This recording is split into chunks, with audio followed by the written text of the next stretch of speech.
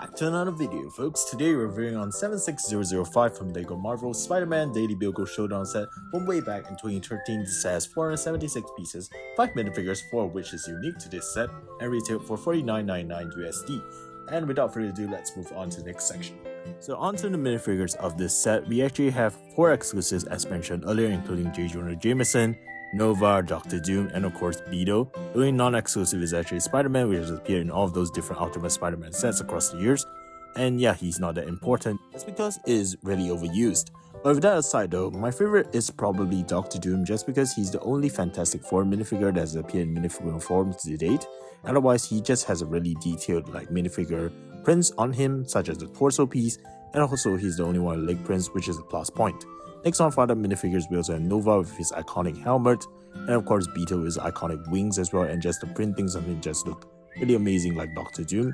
And furthermore, we are actually given an extra wing piece for Beetle as well, which is a plus point.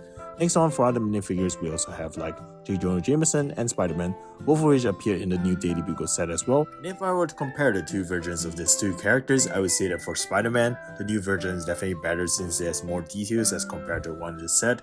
Whereas for Jameson, both versions have its pros. For the one in this set, it has this exclusive torso that only appeared in this one minifigure, whereas for the new Daily Bugle version, it has one of the most hilarious expressions I've ever seen, with the character's mouth being webbed up. And that's it for the minifigures. Here's a look at the back torsos of each of these characters, and let's move on to the set design. To start on our set design, I'll just start on the mini build first before I touch on the Daily Bugle building. So the mini build is actually this Doom jet over here.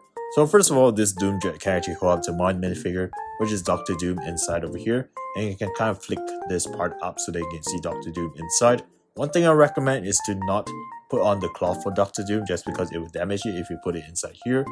And the only way you can kind of fit this minifigure is if you kind of make him kind of lay back over there. And that's it for this compartment. Otherwise, for the main looks of this jet, the first thing you'll probably notice is this dangling rope over here. So this is supposed to be able to capture one of the minifigures, probably an enemy, such as perhaps Spider-Man, and just kind of hold him up like that. The thing is, it can't really attach properly just because of this capture device being too fragile in appearance. So the only way the minifigure can actually attach on is through this studs on top over here.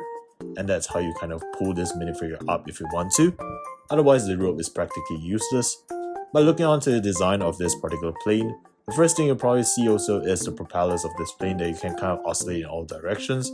Otherwise, there's also some stickers on this plane as well, including this Doctor Doom symbols on each side, and of course this stud shooters as well at the sides over here. And that's kind of it for this jet. And next on, let's move on to the main set design of the Daily Bugle. So for our Daily Bugle, the first thing you'll probably notice from the exterior is this lamppost over here. Of course, this spider web as well, representing that it's related to the Spider-Man series. But for this particular Daily Bugle, it's called the DBC just because in Ultimate Spider-Man, this is actually called the Daily Bugle Communications, C representing the communications, and that's why the sticker is kind of as such for both of these parts over here.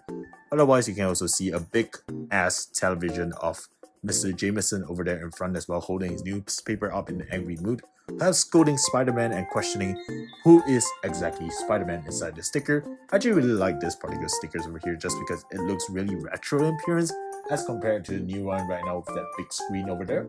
So yeah, it's a very big difference if you can't tell. Otherwise, looking on towards the interior of this set, however, before we touch on interior though, I want to show you some play features of this set, which is the fact whereby if you flick this part over here, and this part, and of course this part as well, all 3 of these parts over here actually comes out and shoots outwards, kind of representing explosion kind of effect if you would think about it. Maybe Beetle was about to invade the Daily Bugle and capture or kidnap Jameson, and that's why this feature exists. And those are kind of the play features for this set right here. Otherwise, inside this Daily Bugle at the first floor, we also have kind of a lobby area, I would say, whereas there is basically just one plant over there for some reason. Nothing much special right there. We have a green door at the side as well. And then moving on to the second floor, we have more special details that I would say is more of the investigation room with all those different information about Spider-Man. For example, different pictures of him across town, a cake list for some reason, and of course, most importantly, the true identity of Spider-Man with both the minifigure face and the Spider-Man face on half point as well. This was kind of shown in the new version, and this is a comparison between the two particular stickers. Otherwise, it's practically kind of the same, I would say. And then we also have a nice newspaper over here, which is a 2x2 print on top. Inside this particular cupboard, there's actually nothing inside, which is kind of disappointing. And that's it for the second floor. Over here, we have some staircase area as well. Onto the third floor, however, I would like to make a bit of a comparison between the new office and the old office over here. So the old office over here, one thing I'm impressed by is the fact, or by this kind of computer over here print.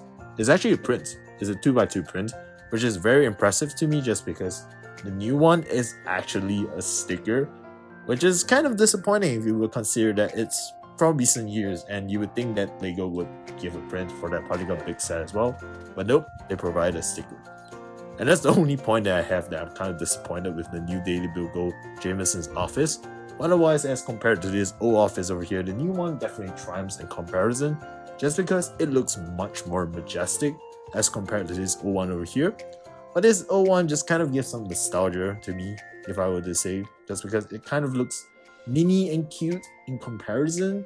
And with those stickers over there with the windows, all of which just looks really vintagey in appearance, and I'm kind of just a sucker for vintage stuff.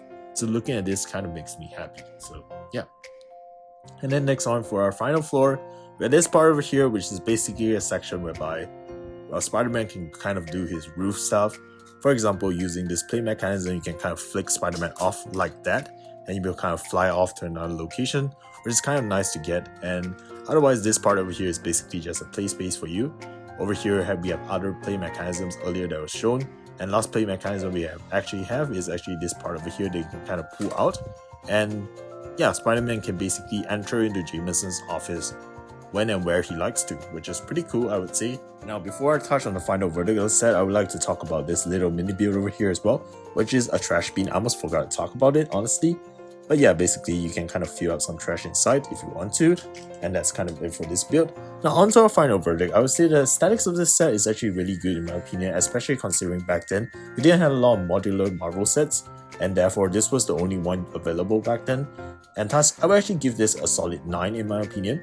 Whereas for functionality, I just love the play features in the set whereby you can kind of pop out these billboards when you want to, and it's just really cool in my opinion that they have this back then, and you can kind of have this swinging mechanism whereby Spider-Man swing out of the building as well if you want to. So all in all, it's just a really nice play feature set that you have over here, which I adore, and therefore I would give it a solid 10 in terms of functionality. And last but not least, for price to piece ratio, for the amount of price that we pay for it back in the day for this set right here, I would say that this is probably one of the best Marvel price to piece ratios we can get in a day, and thus it deserves a 9 as well. And with those scores, I would say that this set is definitely an A in my opinion, and I would highly recommend anyone buying this set to this day just because right now the Daily Bugle that we have currently is actually really expensive for a lot of people. So if you want to go for a cheaper alternative, I recommend this set if you can find it in the market for cheap, like me, for like around $70. And other than that, the minifigures in this set are just really nice and exclusive even to current age for like Doctor Doom and Nova that you can't get in other sets. And thus, I would highly recommend it, and that's all for today. So if you like the video so far, please do make sure to subscribe and turn on the notification bell. And I'll see you on the next one. Lumos and Toodles. Bye guys!